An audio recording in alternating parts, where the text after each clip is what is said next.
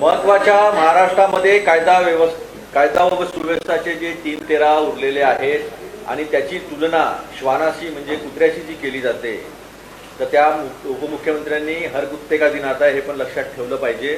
त्या संदर्भामध्ये महाराष्ट्राच्या कायदा सुव्यवस्थे संदर्भामध्ये आपल्याला महाराष्ट्र प्रदेश काँग्रेस कमिटीचे सन्माननीय प्रांताध्यक्ष नानाभाऊ पटोले संबोधित करतील अशी मी त्यांना विनंती करतो।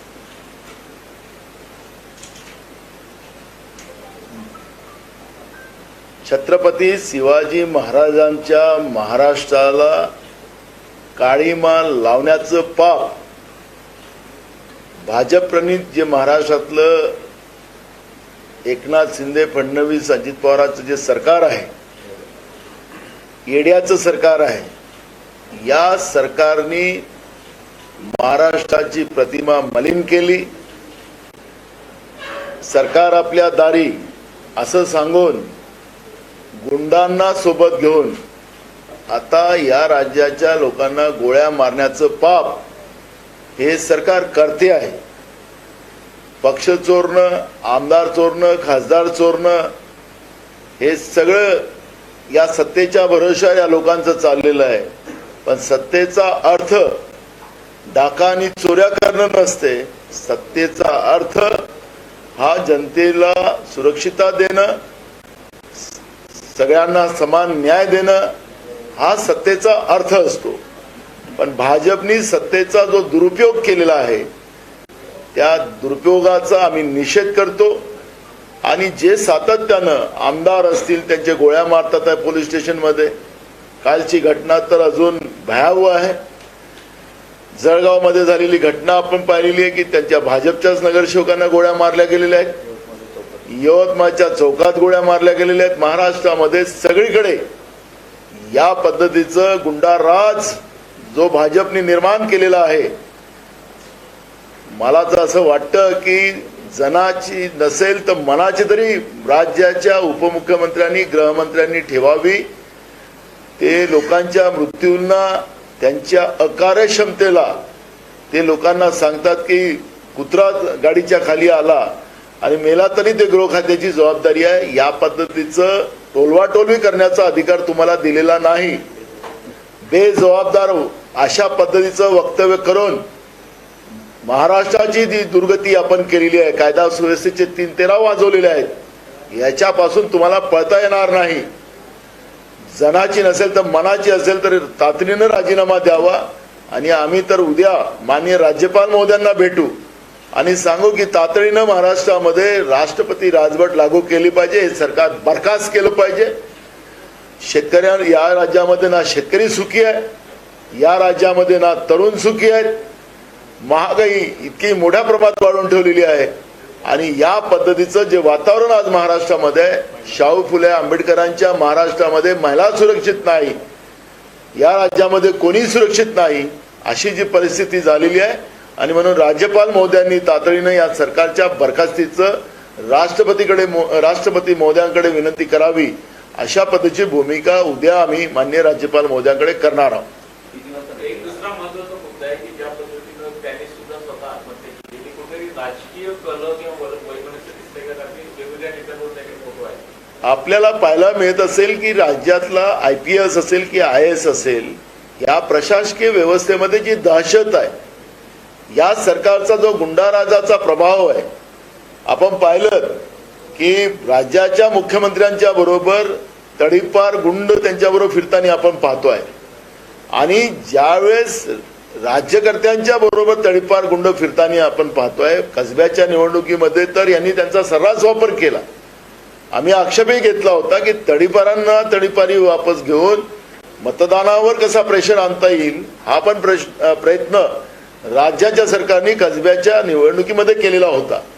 पण कसब्याच्या सुजाण जनतेने या सरकारला त्याची जागा दाखवली। आमच्या रवी धंगेकरला त्या ठिकाणी बहुमताने निवडून आणलं, त्याचे पण फोटो त्या काळामध्ये व्हायरल झाले।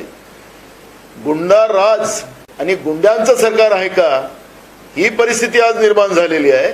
त्याच्यामुळे ही जी काही आपसी वैमानस्पर्धा जेव्हा चालतं, पण जेव्हा शासनाचं आणि प्रशासनाचा दबाव या अशा गुंडाराज प्रवृत्तीवर असतो, त्यावेळेस असे पाप केले जाऊ शकत नाही. हे सरकार आणि प्रशासनाला एक प्रकारचा हा चॅलेंज आहे. ज्या पद्धतीनं राज्यामध्ये आता धाकच गुंडांमध्ये राहिलेला नाही. मी नागपूरच्या अधिवेशनामध्ये सांगितलं होतं की अवैध हत्यारं मोठ्या प्रमाणात नागपूर शहरामध्ये, ज्या राज्यामध्ये गृहमंत्री आहे, सगळ्यात जास्त अवैध हत्यारं नागपूरमध्ये आहे. हा विभागाचा रिपोर्ट आहे. 2 नंबरमध्ये ठाणे आहे, 3 नंबरमध्ये मुंबई येतो आणि 4 नंबरमध्ये पुणे येतात. आणि महाराष्ट्राच्या या प्रमुख शहरामध्ये या पद्धतीचा अवैध हत्यारं बाळगणं, आणि आता तर एकनाथ शिंदे मुख्यमंत्री झाल्यानंतर आपल्या खिरापतीसारख्या लोकांना बंदुकीच्या लायसन्स दिले जातात आहेत. म्हणजे अखेरी सरकार काय या राज्यामध्ये गुंडाराजची निर्मिती करून या महाराष्ट्राच्या प्रतिमेलाच आणि छत्रपती शिवाजी महाराजांच्या विचाराला संपुष्टात आणण्याचं पाप जे करतात आहेत, महाराष्ट्राची जनता यांना माफ करणार. संजय राऊत यांनी सुद्धा म्हटलं की केवळ गृहमंत्री असतील किंवा मुख्यमंत्री असतील यांच्यावरती कारवाई व्हायला पाहिजे आणि हे सर्व जे अभय जे आहेत ते नरेंद्र मोदी आणि अमित शहा. बिलकुल आहे की जे काही केंद्र सरकार गेल्या 10 वर्षामध्ये सामान्य जनतेला लुटून मुठभर उद्योगपतींना मोठं करून ज्या पद्धतीनं वागते आहे, जनतेच्या पैशाची उधळपट्टी ज्या पद्धतीने चाललेली आहे आणि पैशाच्या आणि केंद्रीय तपास यंत्रणेच्या माध्यमातून जो दुरुपयोग केला जातो आहे तेही आपण पाहतोय. त्याचा असर पूर्ण राज्यात येत आहे. म्हणजे आसामचे मुख्यमंत्री सांगत असतील की या मागास समाजाचा जन्म आमच्या उच्चवर्णीयांची सेवा करण्यासाठी झालेला आहे, असं जेव्हा एका राज्याचा मुख्यमंत्री म्हणत असेल आणि त्यावेळेस आमचे राष्ट्रीय अध्यक्ष मल्लिकार्जुन खरगेजी राज्यसभेमध्ये म्हणत असतील की त्या मुख्यमंत्र्यावर तातडीनं कारवाई केली पाहिजे, त्यांनी संविधानाचं उल्लंघन केलं, त्यावेळेस देशाचे प्रधानमंत्री तिथं हसतात आहेत. याचा अर्थ काय समजला पाहिजे की या व्यवस्थेला भाजपच्या मानसिकतेची ओळख प्रधानमंत्र्याच्या हसण्यातून त्या ठिकाणी स्पष्ट होते की या देशामध्ये आता बहुजनांना जगण्याचा अधिकार नाही, मुठभर लोकांना जगण्याचा अधिकार आहे. हाच त्याचा संदेश देण्याचं काम त्या ठिकाणी झालेलं आहे. त्याच्यामुळे ही मानसिकता एकदम क्लिअर आहे आणि ती मानसिकता आपण ओळखतोय. मोठा आरोप केलेला आहे रस्ते प्रकरणी की यामध्ये सत्ताधारी पक्षाचा पूर्वनियोजित गट आहे, सत्ताधारी पक्षाचा महिला किंवा पुरुष प्रवक्ता यांचा हात या गटामागे आहे असं स्पष्ट आरोप केला. कुठल्या वडेट्टीवारांनी आरोप केला सत्ताधारी पक्षाचा महिला किंवा पुरुष प्रवक्ता या पाठीमागे आहे असेल. विरोधी पक्ष नेत्यांजवळ तशी कुठली माहिती असेल त्याच्या आधारावर त्यांनी बोलले असेल. पण याच्यामध्ये जे काही भाजपनी जो गुंडाराज आणलेला आहे ते मला कोणालाही नाकारता येत नाही. सर्रास धमक्या देतात आहेत. आता आपण पाहतोय की महाराष्ट्रामध्ये एवढा दबाव तंत्र अनेक राजकीय पक्षाच्या नेत्यावर चाललेला आहे. कोणाला केंद्रीय तपास यंत्रणेचा भीती दाखवली जात आहे, कोणाला प्रलोभन दिलं जात आहे आणि या माध्यमातून पक्ष तोडणे, आमदार खासदार तोडणे, कार्यकर्ते तोडणे अशा पद्धतीचं वातावरण या महाराष्ट्रामध्ये सुरू झालेलं आहे आणि हे मला कोणालाही लपलेलं नाहीये. कार्यक्षम गृहमंत्री म्हणून उल्लेख केलेला आहे. गृहमंत्री आहेत तरी पुढे काही चर्चा कसली करताय असा त्यांचा आरोप आहे. एकंदरीत मागचे दिवस बघताय, एकंदरीत कल्याणमधलं गोळीबार प्रकरण असतो किंवा घोसाळकरांचं असतो, कायदा सुव्यवस्था एकंदरीत ढासळली असं वाटतंय का? आणि या अनुषंगानं जर उद्या राज्यपालांची भेट घेत आहेत तर गृहमंत्र्यांचा राजीनामा मागणार. मी मगाशी म्हणालो की राज्यामध्ये कायदा सुव्यवस्था राहिलेला नाही, हे आम्हाला कोणाला नाकारता येत नाही. जनता भयभीत आहे, महिला असुरक्षित आहे आणि अशा या परिस्थितीमध्ये कायदा सुव्यवस्था राहिलेला नाही. IPS अधिकाऱ्यांवर ज्या पद्धतीचं एक दबाव तंत्र आहे, गुंडाइजम करणारे जे काही IPS अधिकारी आहे ज्यांनी आपल्या पदाचा दुरुपयोग केलेला आहे त्यांना कसं प्रमोशन दिलं जाते ही पण आपण या राज्यामध्ये पाहिलेलं आहे. त्याच्यामुळे या गुंडाइजम प्रवृत्तीला त्यांच्या बगलबच्चे झालेले, या सरकारचे बगलबच्चे झालेले IPS अधिकारी हे सुद्धा त्याच्यामध्ये सहभागी आहेत. तुम्हाला कोणाला नाकारता येणार नाही, पण इमानदार IPS अधिकारी जे आहेत त्या अधिकाऱ्यांमध्ये एक दहशतीचं वातावरण निर्माण झालेलं आहे आणि ते भयावह परिस्थिती आहे. अनेक IPS अधिकाऱ्याशी आमचं बोलणं होतं, IAS अधिकाऱ्याशी बोलणं होतं, सिनियर अधिकाऱ्याशी बोलणं होतंय. ते सांगतात की महाराष्ट्रात कधीही ही परिस्थिती नव्हती, ती परिस्थिती आज महाराष्ट्रात निर्माण झालेली आहे. आणि म्हणून फडणवीसांना जनाची नसेल तर मनाची असेल आणि माणसाचं आणि कुत्र्यांचा फरक जर त्या राज्याच्या गृहमंत्र्याला कळत नसेल तर हे दुर्भाग्य आहे. आणि म्हणून त्यांनी राजीनामा दिला पाहिजे, हे तर स्वाभाविक आहे. पण मुख्यमंत्री आणि उपमुख्यमंत्री यांच्यातला अंतर्गत सत्ता संघर्ष महाराष्ट्राला या स्थितीमध्ये आणून ठेवतोय असं वाटतं का? कारण काही ठिकाणी असं दिसून येतं, अशी चर्चा आहे की मुख्यमंत्री परस्पर निर्णय घेतात, त्यामुळे उपमुख्यमंत्री काही बोलत नाही, काही रिॲक्ट होत नाही किंवा काही काम करत. तुम्ही म्हणतात ते बरोबर आहे. प्रत्येकांना तिघही आता 3 तिथं हिस्सेदार झालेले आहेत, 3 खोके एकत्रित आलेले आहेत. आणि या 3 खोक्यांच्या याच्यामध्ये जे काही परिस्थिती निर्माण झालेली की माझा पक्ष मोठा होतो की त्याचा पक्ष मोठा होतो. मी अनेकदा विधानसभेत मी बोललो होतो की मुख्यमंत्र्याच्या खुर्चीवर दोन्ही उपमुख्यमंत्र्यांची नजर आहे की ती खुर्ची आम्हाला कशी ताब्यात मिळतं, याचा प्रयत्न सत्तेमध्येही आपल्याला पाहायला मिळते आहे. आणि त्याच्यामुळे कोणाचे कार्यकर्ते आम्हाला ओढता येईल, कोणत्या आमदार ओढता येईल, कोण खासदार ओढता येईल, कोणत्या जागा आम्हाला घेता येईल, त्या पद्धतीचा एक सत्ता संघर्ष इथं चाललेला आहे. राज्याची तिजोरी कोण जास्त लुटते याच्यावरच एक मोठी स्पर्धा चाललेली आहे. जनतेच्या नावाने योजना करायच्या आणि त्या योजनेच्या माध्यमातून मोठ्या प्रमाणात पैसा लुटणं, हे मग आनंदसिद्धा असेल, आता ते तुमचं काय मोबाईल असेल, साड्या असेल, मोठ्या प्रमाणात लूट त्या ठिकाणी चाललेली आहे. सरकार आपल्या दारीच्या नावानं जिल्ह्याच्या जो DPDCचा फंड असतो, जिल्हा विकासाचा निधी असतो, त्याच्यातले 3-3, 4-4 कोटी रुपये यांनी त्यामध्ये खर्च केलेला आहे. आणि ते आपल्या बगलबच्च्याला कसं लुटून देता येईल याच्यावर त्यांची एक मोठी स्पर्धा चाललेली आहे. आणि हा लूटपाटमध्ये आणि सत्ता संघर्षामध्ये जनता वाऱ्यावर आणि ह्या गुंडाराजचा प्रभाव त्या ठिकाणी आपल्याला जास्त पाहायला मिळतोय आणि हे वास्तविकता आहे. उपमुख्यमंत्री यांनी श्वानाची तुलना केली. दुसरीकडे सकाळी अजित पवार देखील बोलले की आता विरोधकांना आणखी संधी मिळालेली आहे सत्ताधाऱ्यांवर टीका करण्यासाठी.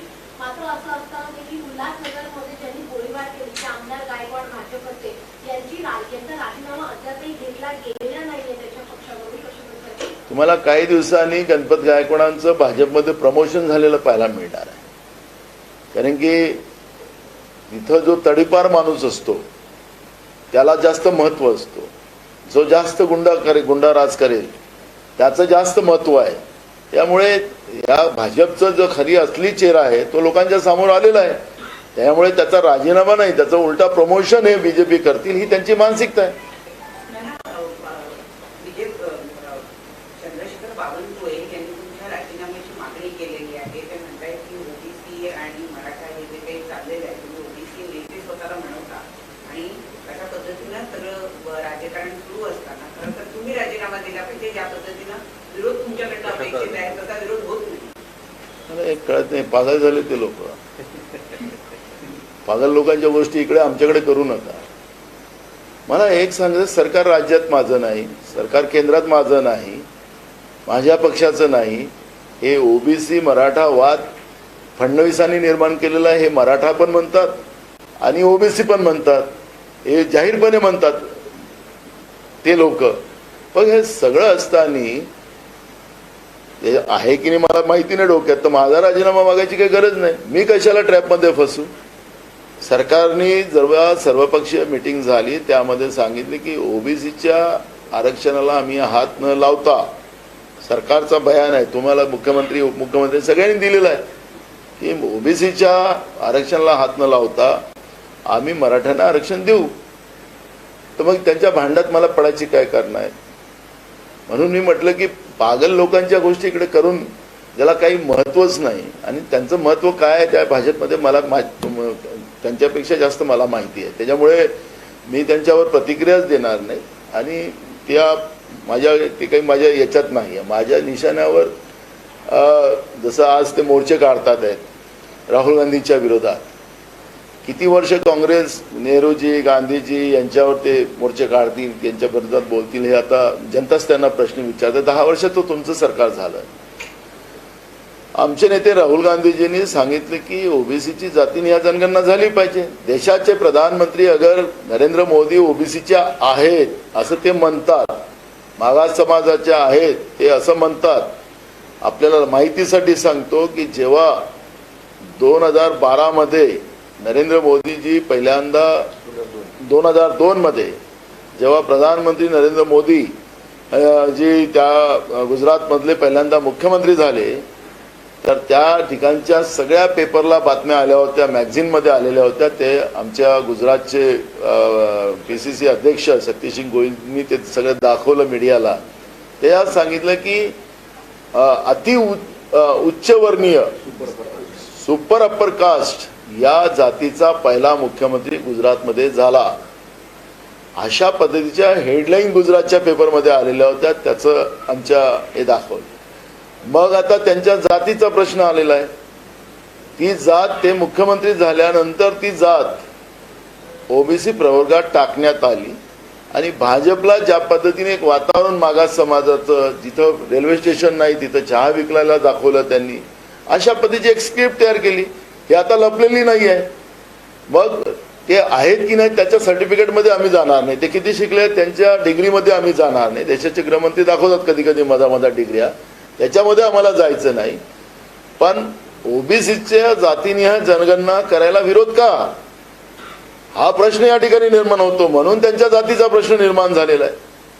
त्याचं उत्तर पहिलं दिलं पाहिजे. आज तुम्ही देशामध्ये जातीनिहाय जनगणनाच बंद करून टाकली. मागासवर्गीय लोकांचं आरक्षणच संपवायचं तुम्ही लोकांनी निर्णय घेतलेला आहे. त्याच्यावर पहिले बोललं पाहिजे, पण त्याच्यावर बोलायचं नाही.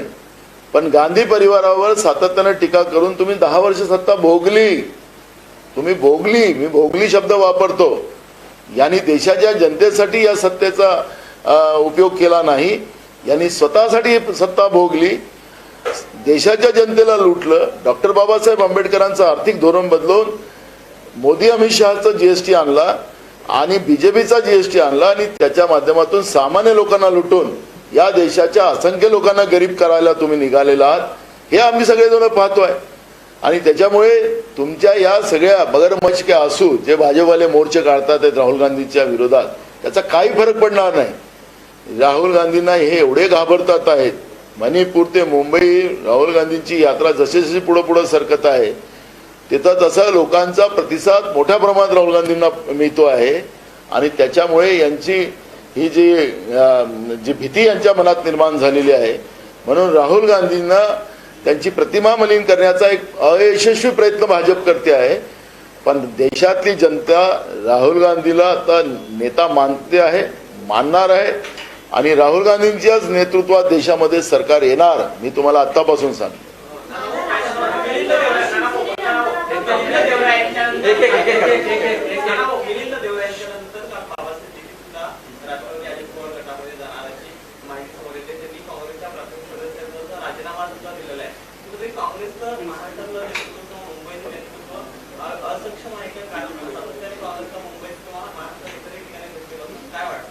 बघा, काही नेत्यांचं व्यावसायिक दृष्टिकोन असतो, काही लोकांना पक्ष दृष्टिकोन असतो. हे दोन फरकत असतात. आणि आता भाजप असेल, त्यांच्यासोबत असलेले 2 पक्ष असतील, स्वतःचा काही स्कोप आहे नाही, तर प्रलोभन देऊन की आम्ही जे लुटमार करतो त्या लुटमारमध्ये सहभागी व्हा. तर काही लोक चाललेत प्रलोभनात, काही लोक केंद्रीय तपास यंत्रणेचा जो दुरुपयोग होत आहे त्याच्यामध्ये चाललेला आहे.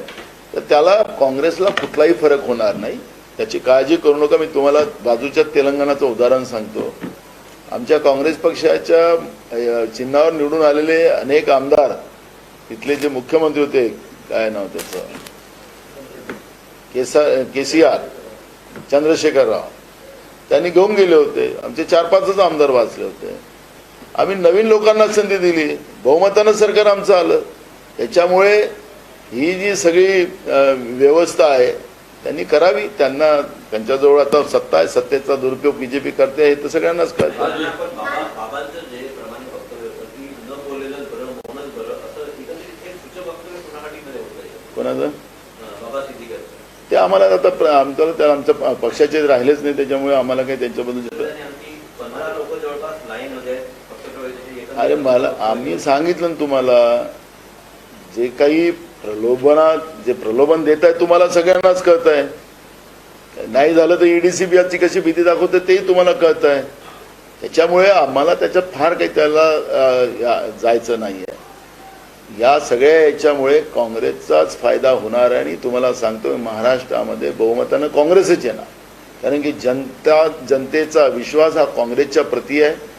आणि मी स्वतः आता काल आजच दौऱ्यातून आलो, त्यामुळे मी सगळीकडे फिरत असताना जो काही लोकांचा कोल आपल्याला पाहायला मिळत आहे हाताच्या पंजावर आहे. आणि त्याच्यामुळे काँग्रेसचा विचार हा लोकांनाच तारू शकतो, ही भूमिका आता जनतेची झालेली आहे. त्याच्यामुळे आम्हाला या सगळ्या याच्यामध्ये दबाव तंत्राच्या आणि प्रलोभनाच्या याच्यामध्ये जे कोणी जातील त्याच्यावर फार काही प्रतिक्रिया आम्हाला द्यायचं काही कारण नाही. नारायण बाबांसाठी गेले मात्र अशी चर्चा आहे की राज्यसभेची जी निवडणूक आहे त्या निवडणुकीमध्ये की काँग्रेसला धक्का बसण्याची शक्यता आहे, कारण का जी विधान परिषदेची निवडणूक झाली होती त्यावेळेला काँग्रेसची मतं फुटली होती आणि त्यासाठी एक समिती गठीत करण्यात आली होती चौकशीसाठी. मात्र चौकशीचा अहवाल आला नाही, त्या आमदारांवर कुठलीही कारवाई झाली नाही, त्यामुळे काँग्रेसमध्ये आता धाक उडाली अशी भावना नेत्यांमध्ये आहे आणि म्हणून ते निघून जाण्याची तयारी असल्याची चर्चा आहे. तर तुमची काय?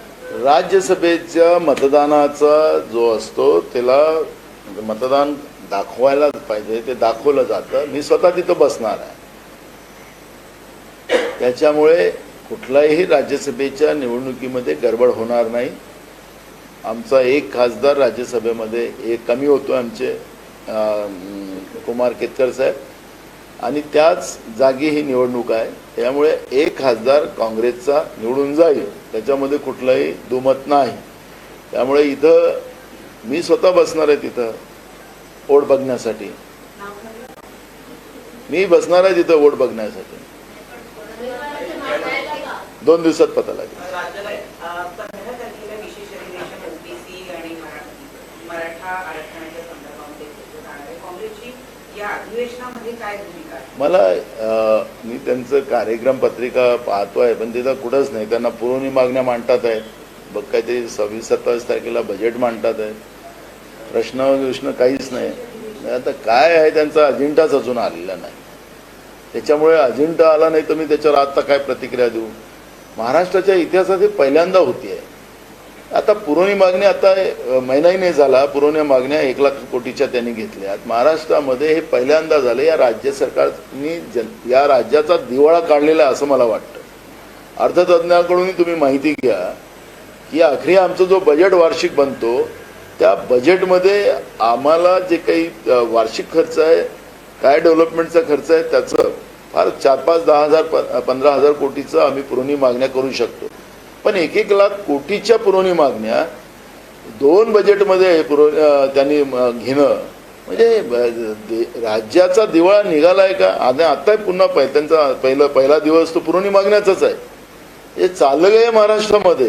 राज्याच्या तिजोरीचा यांनी दिवाळा काढलेला आहे हे त्याच्यातून स्पष्ट होत आहे. आणि म्हणून सरकारला ह्या सगळ्या गोष्टीचं उत्तर द्यावं लागेल. आणि प्रश्नोत्तर नाही, सरकारला प्रश्न विचारायचेच नाही. म्हणजे काय हुकुमशाहीकडे चालली का वाटचाल? पण जर 15 तारखेचा कुठलाच बेसिक नाही किंवा अजेंडा दिसत नाही तर मग हे आश्वासन, खोटं आश्वासन नेमकं कोणाला दिलं जातं? मराठा समाजाला दिलं जातं का ओबीसी समाजाला दिलं? आम्ही पहिल्या दिवशी ज्या दिवशी मुख्यमंत्र्यांनी जरांगे पाटलाला निंबू सरबत पाजून आझाद मैदानावर त्यांचं आंदोलन सोडवलं, त्या दिवशी आम्ही पहिली प्रतिक्रिया तीच सांगितली की सरकारने, कारण तिथं दोन्ही उपमुख्यमंत्री आले नाही, कारण ऐतिहासिक निर्णय करणार होते. हे सांगत होते की आम्ही ऐतिहासिक निर्णय करतोय. मग ऐतिहासिक निर्णयामध्ये 2 उपमुख्यमंत्री का गायब झालेत? ज्यांनी याचा सुतोवाच केला होता की आमचं सरकार केंद्रात आणि राज्यात आलं तर मराठा समाजाला, धनगर समाजाला आम्ही आरक्षण देऊ, तर 2 महिन्यात ते तर 10 वर्ष दिले नाही. पण एवढा ऐतिहासिक निर्णय राज्याचा मुख्यमंत्री घेत असताना दोन्ही उपमुख्यमंत्री ज्यांनी आश्वासन दिलं होतं, जे फडणवीस ते आता राज्याचे उपमुख्यमंत्री आहेत, ते पण तिथं गेले नाहीत. आणि म्हणून आम्ही त्या दिवशीच प्रश्न विचारला होता की यांनी ओबीसीला फसवलं की मराठ्यांना फसवलं, हे यांनी जाहीर करावं. आता ते काही बोलायलाच तयार नाही सरकार. विधानसभेत आम्ही विचारलं होतं की कुठल्या आधारावर आपण आरक्षण देणार आहात, जनगणना करणार आहात का. आता हे जनगणना याही करतात आहेत. मुंबईमध्ये 6 दिवसात 27 लाख लोकांचं यांनी जनगणना केलेली हे दाखवलं. आता मुंबई शहरामध्ये 27 लाख लोकांचं 6 दिवसामध्ये हे कसं सर्वेक्षण केलं. 450-500 प्रश्न असतात. तुम्हाला कुत्रा चावला, माकड चावला तर तुम्ही वैद्याकडे गेलात का तुम्ही दवाखान्यात गेलात, असे प्रश्न होते त्याच्यात 450. तर त्या 450 प्रश्न विचारायला कमीत कमी अर्धा पाऊण तास लागतात. आणि यांनी 6 दिवसात 27 लाख, असा कोणता चमत्कार झाला. थातूर मुतूर असा शब्द आपण वापरतो. या पद्धतीची सर्वे केला या लोकांनी का, हा प्रश्न या ठिकाणी निर्माण होतोय. वास्तविकता जनतेच्या समोर यांनी मांडलं पाहिजे. या पद्धतीनं ओबीसी मराठा वाद निर्माण करून महाराष्ट्राचे तुकडे करण्याचं पाप हे जे बीजेपी आणि बीजेपी प्रणित सरकार करते आहे, या सरकारला जनतेला उत्तर द्यावंच लागेल. आणि विधानसभेतही आम्ही समजा आणला हा प्रस्ताव तर या सगळ्या प्रश्नाला उत्तर द्यावं लागेल. ते कीर्तन भजन नाही. आता राज्याचे मुख्यमंत्री ज्यापासून जे मुख्यमंत्री झाले तेव्हापासून कीर्तन भजनच बोलतात तिकडे. की आता कीर्तन भजन नाही चालणार. राज्याच्या जनतेला हिशोब द्यावा लागेल. तुम्ही केलेल्या पापाचा हिशोब द्यावा लागेल आणि तुम्ही काय करताय राज्याच्या जनतेसाठी ते तुम्हाला सांगावं लागेल. हे आता ते तसं कीर्तन भजनवालं भाषण अजिबात नाही चालणार. आज भारतरत्न 3 पुरस्कार जाहीर झाले. गेल्या एका महिन्यात जवळपास 5 भारतरत्नांना पुरस्कार जाहीर झाले. काय सांगू? सरकार आहे, सरकारला काही करता येते. आता मोदी है तो मुमकिन है, मोदी है तो पूरा देश कंगाल है, मुमकिन है. मोदी है तो देश की युवा बेरोजगार है, मुमकिन है. मोदी है तो किसान आत्महत्या करता है, तो मुमकिन है. दुगनी फसल करा देंगे, 1.5 गुना दाम देंगे, गरीबों के खाते में 15 लाख डालेंगे, 2 करोड़ युवाओं को नौकरियां देंगे, मुमकिन है. क्योंकि वो जुमला हो गया. तर हे भारतरत्न पुरस्काराच्या बद्दलचं जे राजकारण सुरू आहे त्याच्याबद्दलचं कुठली प्रतिक्रिया देण्याचं कुठलंही कारण नाही. शुभेच्छा आमच्या. नाना, अशी माहिती आहे की लोकसभा जागा वाटपासाठी महाविकास आघाडीमध्ये 5 जागांवरून जो आहे त्यांची मतभेद आहे. मात्र या त्याची त्याची परवा आपण मीटिंग करू. पुढची भेट कधी होणार आहे? आपली रोजच होणार आहे. परवा भेट आहे. महाविकास आघाडीच्या नेत्यांची आणि आंबेडकरांची भेट बैठक कधी होणार आहे? तारीख कधी? आंबेडकर साहेबांनी जे 25 प्रश्न आम्हाला जे जनतेच्या दृष्टिकोनातून दिलेले आहेत ते ऑलरेडी आमचे आहेच. पण आता तेच प्रश्न त्यांनी दिलेले आहेत.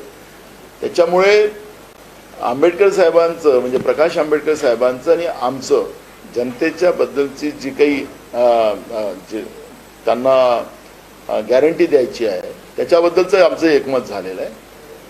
उद्या त्याबद्दलची चर्चा पुन्हा आम्ही करू. पण ते प्रश्न आम्ही सगळे मान्य केलेले आहेत. ऑलरेडी आमची पण भूमिका तीच आहे आणि त्याच्यामुळे त्याला काही दुमत राहिलेलं नाही. आता त्याबद्दलची चर्चा उद्या प्रभारी येतात आहेत. उद्या आम्ही आमच्या सोबतच्या पक्षांशी चर्चा करणार आहोत आणि त्याच्यानंतर तातडीनं या जागा वाटपाचा जो आहे थोड्याशा त्या सगळ्या जागेच्या बद्दलचा निर्णय केला जाईल. आम्ही आज आता सगळ्यांशी चर्चा करतो आणि त्याच्यानंतरच निर्णय करू. एकटं जायचं की सगळ्यांना घेऊन जायचं ते आता संध्याकाळपर्यंत निर्णय करू.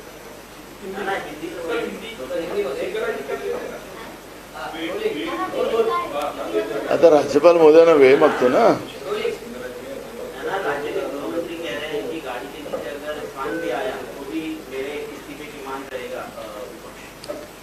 उनको इंसान और कुत्ते का फर्क नहीं समझता हो तो ये दुर्भाग्य है महाराष्ट्र के जैसे राज्य का. महाराष्ट्र नाम में ही एक दम था है, लेकिन राज्य के गृह मंत्री ने और बीजेपी ने जिस तरह से गुंडाराज महाराष्ट्र में लेके आया है और आईपीएस अधिकारी जो गुनहगारी से उनकी जोड़ है उन लोगों को प्रमोशन देना और जो कानून व्यवस्था मजबूत रखने वाले ईमानदार आईपीएस अधिकारी जो थे उनको कैसा दबाया गया वो भी महाराष्ट्र देख रहा है. इसलिए गुंडा राज जिस तरह से महाराष्ट्र में फैला, उनके विधायक खुद भाजपा के पुलिस स्टेशन में जाके वहां फायरिंग कर रहे हैं, 5-5 गोलियां चला रहे हैं वहां पर, वो सीसीटीवी फुटेज में पुलिस स्टेशन के सामने आए हैं। तो इसका मतलब है कि राज्य पूरा गुंडा राज बन चुका है। और ऐसे गुंडा राज के समय में इस तरह का वक्तव्य करना राज्य के गृह मंत्री देवेंद्र फडणवीस को, इसका मतलब है कि वो अपने आप को बचाना चाहते इस सब पापों से। उनका एक में वो लक्ष्य है कि दूसरी की पार्टियां तोड़ो, उनके घर बर्बाद करो, उनके सांसद चुराओ, उनके एमएलए चुराओ, एक में और उनके कार्यकर्ता चुराओ, यही एक में उनका काम चल रहा है। सत्ता ये लोगों के लिए होती है, लोगों की सुरक्षा के लिए होती है, तो उसके तरफ उनका ध्यान नहीं है। और ऐसे समय में इस तरह का वक्तव्य कर कर अगर इंसान मर रहे हैं और उसको कुत्ता बोला जाता हो, तो इंसान का अपमान करने का अधिकार देवेंद्र फडणवीस को नहीं दिया गया है। और इसलिए अगर उनकी नीयत अगर साफ है, जनता का अगर डर उनके मन में नहीं लेकिन उनके दिल का डर उनके इसमें हो, थोड़ी भी होगी यहाँ पर, तो वो रिजाइन करे और वो खुद ये जवाबदारी ले कि खुद मैं महाराष्ट्र की कानून व्यवस्था संभालने में असमर्थ हुआ हूँ, ये माफी मांगना चाहिए इस राज्य की जनता से उन्हें ये बोलकर, और खुद इस्तीफा देना चाहिए, ये मांग हमारी है। और हम कल महामहिम राज्यपाल महोदय जी के पास जाएंगे और राज्यपाल महोदय जी को महाराष्ट्र में जो स्थितियां चल रही है, किसानों की आत्महत्या बड़े पैमाने में चल रही है, युवाओं की आत्महत्या चल रही है, महंगाई की वजह से परेशानी है, और राज्य में जो गुंडा राज सरकार ने बनाया है, क्योंकि राज्य का मुख्यमंत्री के साथ पूरे तड़ीपार लोगों को बड़ी फौज उनके सामने दिखती है, उनको सुरक्षा दी गई है, उनको 2-2 पुलिस उनको अलग से दी गई है स्टेनगन के साथ, गुंडा लोगों को, तड़ीपार लोगों के लिए उनकी ताकत उन लोगों ने बढ़ा के रखी है। मंत्रालय में भी उनको एकदम एक्सेस रखा है। और आज यहाँ स्थिति ऐसी है कि शिवसेना जो शिंदे के हो, बीजेपी वाले हो, जो पद पे नहीं है, एमएलए भी नहीं है, ऐसे लोगों को भी Y+ सुरक्षा देकर पुलिस पूरे उनके पीछे लगाई गई है, तो जनता असुरक्षित हो गई है। और ऐसे समय में इस तरह का वक्तव्य कर कर इंसानियत खत्म करने का पाप अगर देवेंद्र फडणवीस करना चाहते तो महाराष्ट्र की जनता उनको माफ नहीं करेंगे। और इसलिए हमने कहा कि थोड़ी भी बच्ची हो तो इस्तीफा दे दे, यही मांग कांग्रेस पार्टी यहाँ करती है। बाबा सिद्दीकी ने इस्तीफा दे दिया है 48 साल के बाद। उनका कहना है कि कुछ सही नहीं चल रहा और कहने के लिए बहुत कुछ है। 10 तारीख को वो रैली भी संबोधित करने वाले, जिसमें वो पूरी स्थिति के बारे में बात करें। देखो, इसका कोई फर्क नहीं पड़ेगा। कांग्रेस ने उनको बड़ा बनाया है, ये तो सब जानते हैं। उनकी क्या स्थिति थी पहले की, थोड़ा इतिहास वो भी निकाल लीजिए। लेकिन मुझे बात नहीं करना उस विषय पे, क्योंकि वो अब कांग्रेस पार्टी में नहीं रहे, तो ऐसे लोगों के बारे में बात करने का कोई मतलब नहीं होता। नीतीश कुमार एनडीए में शामिल हो गए हैं जब कर्पूरी ठाकुर को भारत रत्न दिया गया। अब और 3 भारत रत्न दिए गए हैं। चौधरी चरण सिंह का भी इसमें नाम है। क्या जयंत चौधरी बीजेपी में आए, उनके साथ शामिल हो गया, इसलिए इस तरह का निर्णय लिया जा रहा है? सिर्फ पॉलिटिकल लोगों को भारत रत्न सरकार क्यों दे रही है? या सत्ता में आने के लिए भारत रत्न जैसे अवार्ड का दुरुपयोग हो रहा है? देखो, मोदी है तो मुमकिन है। जिस तरह से चुनाव के समय में नारे लगे जाते हैं, तो उसी का असर आप लोग देख रहे हैं। मैं किसको भारत रत्न दिया वो सरकार का अधिकार है। वो इंसान को कुत्ता बोलते हैं वो लोग, तो वो मैं उस वक्त में मैं नहीं जाना चाहता। हमारी शुभेच्छा है, लेकिन काला धन लाएंगे, 15 लाख रुपए गरीबों के खाते में डालेंगे, 2 करोड़ युवाओं को नौकरियां देंगे, किसानों को फसल को 1.5 गुना दाम देंगे, ये जो वक्तव्य किया गया था, तो क्या उसके बारे में कोई बात नहीं करेंगे? इस तरह की राजनीति नहीं होती। राजनीति लोगों के लिए होती है, राजनीति लोगों के भले के लिए की जाती है। राजनीति सभी जाति धर्म के लोगों को, क्योंकि हमारी भारत देश की जो व्यवस्था है, जो हमारे संविधान ने दिया है, हमारे देश में विविध जाति और विविध धर्म और विविध भाषा का हमारा देश है, फिर भी भारत एक है। और ऐसे ही देश में सबको लेके चलने का, लेकिन जिस तरह से तानाशाह प्रवृत्ति इस देश में बनी हुई है उसको नहीं छुपाया जाएगा। अगर ये राजनीति से प्रेरित होकर अगर भारत रत्न पुरस्कार दिया जाता हो तो लोगों को इसका कोई लेना देना नहीं है, वो करे क्योंकि उनके पास पावर है, बहुमत की सरकार है। अब लोगों को गलती का पश्चाताप हो रहा है कि इन लोगों को हमने बहुमत दिया है, इनको सत्ता में बिठाकर हमें ही बर्बाद करने का काम अगर नरेंद्र मोदी की सरकार कर रही है, बीजेपी की सरकार कर रही है तो चुनाव आ गए। इसलिए राजनीति प्रेरित होकर वो कुछ भी घोषणाएं करेगा और उसका कोई फर्क नहीं पड़ेगा। देश में परिवर्तन होगा और परिवर्तन ये संसार का नियम रहा है, नेचर का हमेशा रहा है, परिवर्तन होगा। राहुल गांधी जी के नेतृत्व में देश में सत्ता बनेगी, कांग्रेस के नेतृत्व में सरकार बनेगी।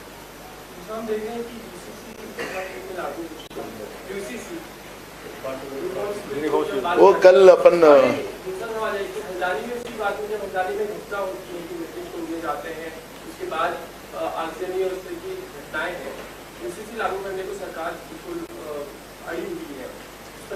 सरकार कुछ भी कर सकती है। हमने कहा ना, आपने ही सवाल पूछा कि राजनीति प्रेरित होकर वो भारत रत्न पुरस्कार दे रहे हैं, तो सरकार कुछ भी कर सकती बहुमत के आधार पर। करने के लिए किसने रोका है उनको? वो तो डरा क्यों रही है कि हम ऐसा करेंगे, हम ऐसा करेंगे? क्यों डरा रही है? डरा के क्या जताना चाहती है सरकार? जो करना है सरकार ने, अब देश को बेचना तो बचा नहीं। 2 लाख करोड़ का कर्जा तो कर दिया देश के ऊपर। जीएसटी से जो पैसा लेके गए वो कहाँ पैसा गया उसका हिसाब देने को तैयार नहीं। उसकी भी श्वेत पत्रिका निकाले ना सरकार उसकी श्वेत पत्रिका निकालेंगी नहीं। देश की जनता को तबाह करके रखा है देश के ऊपर। जो कांग्रेस 60 साल अगर देश में सत्ता है तो 55,000 करोड़ का कर्जा था, लेकिन अभी 2 लाख करोड़ का कर्जा अगर सरकार ने किया है, केंद्र सरकार ने, कहाँ पैसा गया? 205 लाख का करोड़ का कर्जा उन लोगों ने किया है, तो सरकार ने उसका जवाब देना चाहिए। यूसीसी अगर बीजेपी शासित राज्यों में आता है, यहाँ पर भी बीजेपी सरकार है, वो अगर लाते हैं, इस पर चर्चा होती है, तो कांग्रेस की क्या भूमिका हो सकती है? देखो, उसका जब बिल आएगा तब उस पर चर्चा शुरू होगी। ये हम गए साल भर से हम सुन रहे हैं।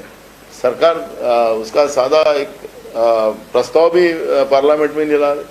और उनको जो पाप करना था तो हमारे 156 एमएलए मतलब मेंबर ऑफ पार्लियामेंट को निलंबित किया और फिर चुनाव आयोग का बिल पारित कर लिया। कई ऐसे उनको जो काले करतूतें करनी थी वो तो उन लोगों ने किया। तो सरकार एक बार क्या करने का सरकार ने करना चाहिए ना। तो सरकार ने प्रस्ताव तो लाना चाहिए कि क्या करना है और उसमें डिबेट होना चाहिए। लेकिन सरकार डिबेट से भागती है। सरकार हमेशा डिबेट से भागती रही। प्रधानमंत्री तो अभी मुझे पहली बार पार्लियामेंट में ज्यादा दिखे क्योंकि ये आखिरी टर्म है उनका, ऐसा लगा ये इस बार। नहीं तो वो पार्लियामेंट में भी नहीं जाते थे। पहली बार वो मीडिया के सामने आते हुए देखा था मैंने, पर वो तुमको सवाल पूछने का अधिकार नहीं दिया था, वही बोल के गए थे। सर, आज तक का सर्वे है mood off the nation. Maharashtra में जो आंकड़े सामने आ रहे हैं, महाविकास आघाड़ी 26 सीटें दिखा रही है जबकि महायुति की 22 सीटें हैं। इतना गठजोड़ बंधन कर भी कुछ फायदा होते नजर नहीं आ रहा। ये जो अभी की जो सर्वे है मैं आपको बता रहा हूँ, हम 40 के पार आघाड़ी आपको देखने मिलेगी। और महाराष्ट्र का जो पिक्चर है एकदम क्लियर है। और यह महाराष्ट्र में सत्ता परिवर्तन के आगाज पब्लिक ने कर चुका है। सीट बंटवारा नहीं हो रहा लेकिन 40 पार की घोषणा कर रहे हैं। तुम देखो क्या क्या होता है। अभी हमने कहा है ना, हमें पता है, बाहर थोड़ी बताएंगे। युति में, महायुति में कितनी मारामारी चल रही है, क्या क्या हो रहा है। आपने ही सवाल पूछा था। या तो अभी तिजोरी लूटने का चल रहा है, फिर कुर्सी का चलेगा, अभी बहुत सारा है। अभी तुम आगे आगे देखो क्या क्या होता है महायुति में। प्रकाश अम्बेडकर कभी भी नाराज नजर आते हैं। मैंने कहा ना, प्रकाश आंबेडकर जी ने कल जो इस बात को कहा कि हमने जो प्रस्ताव दिया है ऑलरेडी हमारा भी प्रस्ताव वही था, अब हमारा एक मत हो गया है। वही बात हम चाहते हैं और कुछ और बातें इन्वॉल्व करना है क्योंकि हम लोग हमारी पब्लिक हियरिंग भी चालू हो गई है। हमारे पूर्व केंद्रीय मंत्री पी चिदम्बरम जी, इनके नेतृत्व में पूरे देश में हर राज्यों में जाकर मैनिफेस्टो की तैयारी शुरू हो चुकी है। पब्लिक की भावनाओं को वहाँ पे आदर किया जाएगा। उसी आधार पर इस देश का हम मैनिफेस्टो बनाएंगे जो प्रकाश आंबेडकर जी ने हमारे पास प्रस्ताव दिया था ऑलरेडी हमारे पास था, और इसलिए मैंने कहा कि हमारा एक मत हो गया है उनका मैनिफेस्टो के आधार पर।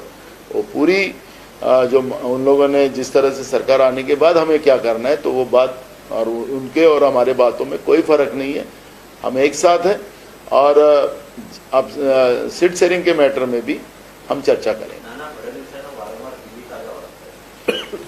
दुसरे करायला अरे हो गया एक